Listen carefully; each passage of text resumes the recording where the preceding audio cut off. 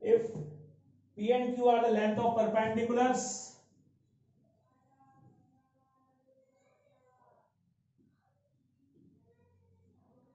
just I am drawing the rough diagram just to understand.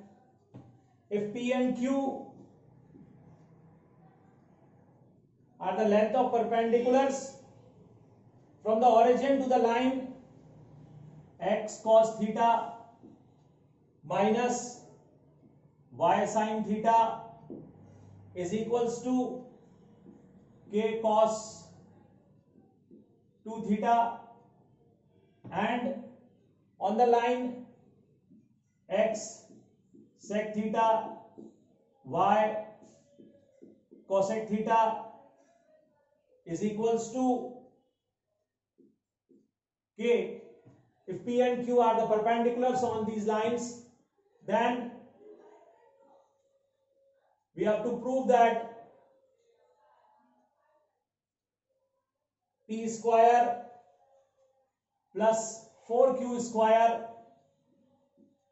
is equal to K square.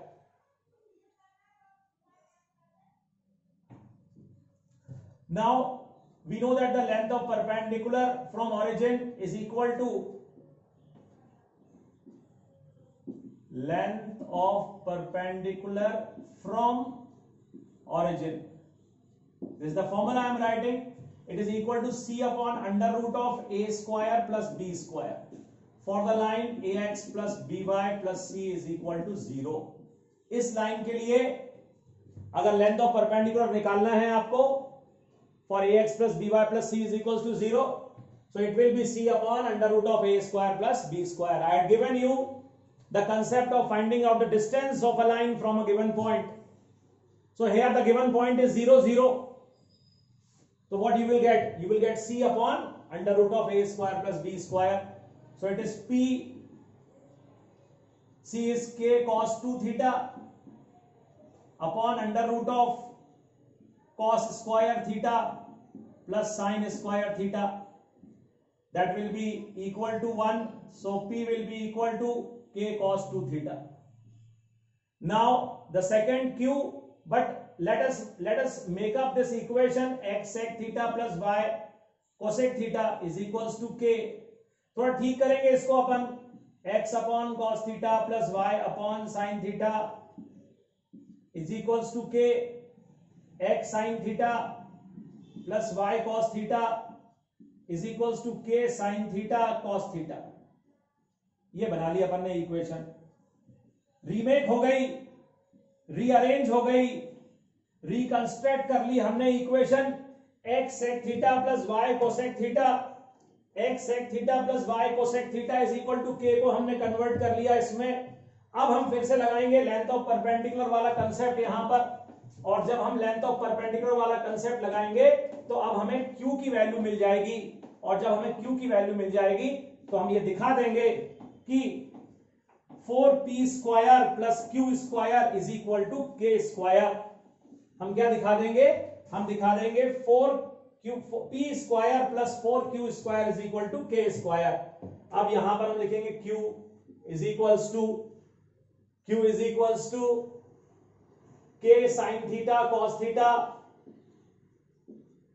Upon under root of sin square theta plus cos square theta, and what you will get k sin theta cos theta. क्यों? क्योंकि sin square theta plus cos square theta क्या हो जाता है? 1 हो जाता है. इसीलिए अब बच्चों देखो, इसमें एक चीज और मैं कर दे रहा हूं, मैं यहां पर लिख दे रहा हूं 2 sin थीटा cos थीटा.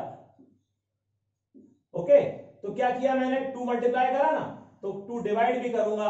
ये मैंने इसीलिए करा कि k sin 2 थीटा मिल जाए मुझे. ठीक है, तो इस तरह से अपन ने यहां पर थोड़ा सा चेंज किया है और q की वैल्यू आ गई हमारे पास में. अब हमें क्या प्रूफ करना था? हमें प्रूफ करना था p square plus 4q square क्या होता है.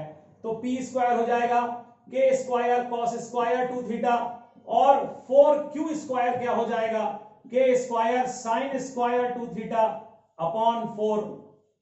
तो इस तरह से 4 4 कट जाएगा, k स्क्वायर कॉमन लेंगे तो क्या आएगा? cos square 2 theta plus sin square 2 theta and we know that the value is 1.